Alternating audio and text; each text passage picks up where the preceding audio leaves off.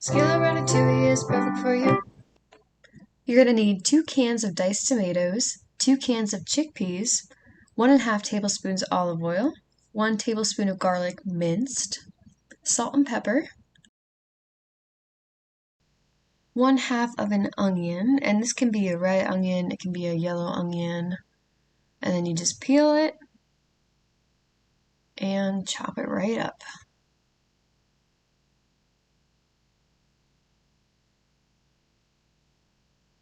One red bell pepper chopped.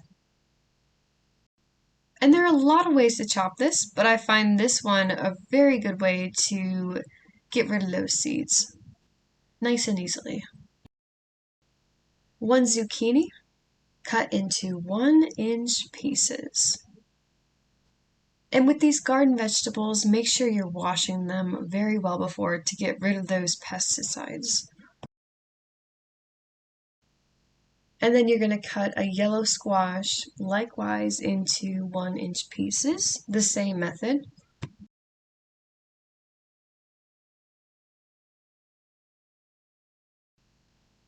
And then with 1 small eggplant, you can peel it and then cut it into the same size as the zucchini and the yellow squash.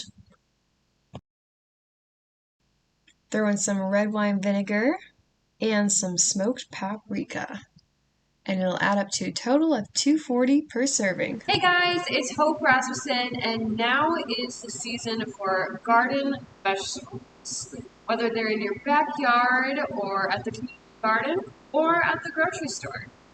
And you're probably wondering, what am I going to do with all of these vegetables? Well, I have the solution for you. Skillet Ratatouille. So the first step is to drain 1 15-ounce can of unsalted diced tomatoes into a colander over a bowl. And then you can reserve 1/2 a cup of liquid.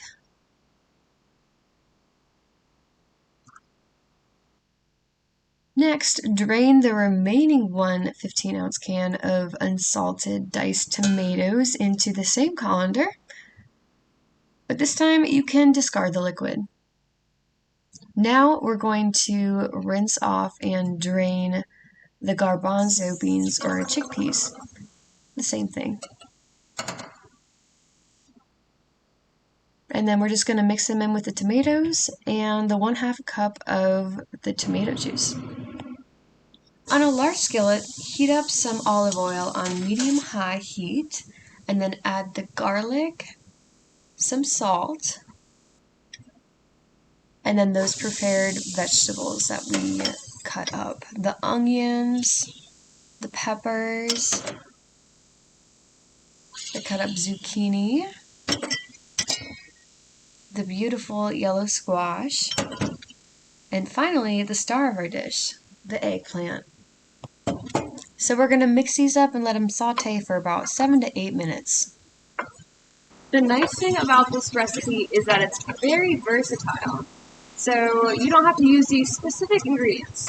For example, if you have some green peppers or yellow peppers growing in your garden, just throw them in. Or if you have some mushrooms left over from yesterday's dish, flavors will pair in perfect. After the array of vegetables is nice and tender, stir in the tomato mixture. Sprinkle some salt over top. And then after it's mixed up, we'll cover it for about 5 minutes.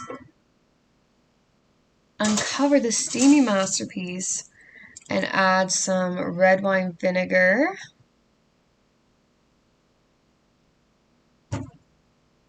smoked paprika, and then some black pepper. Now we're going to let it simmer for about 5 more minutes until it's slightly thickened. While this is a vegetarian meal, it is important to note that it does contain protein. 1 serving contains 15 grams of protein, and to make it a complete protein, pair it with rice, which has about 4 grams of protein, adding up to 19 grams. Now, how similar is this to having meat? Well, 3 ounces of chicken has 26 grams of protein, while 3 grams of beef has 21 grams. Therefore, one serving of skillet ratatouille and rice is about the same protein as 3 grams of beef. Now, the recommended levels are around 56 grams per day for sedentary men and 46 grams per day for sedentary women, and a bit more for those of you who are active. The average American diet gets way more than this. So, whether you are a vegetarian or just want to try a new tasty dish, the meal will get you on the right track for getting enough protein each day. One way to add some extra protein to this dish would be to add some more beans, which will not only add more protein, but also different textures and flavors. You could add kidney beans, great northern beans, or black beans. Serve, layer a portion of rice, and then add the hearty skillet ratatouille right on top. Bon appetit! Thank you so much for watching, and stay tuned for all you can know about zucchini next week.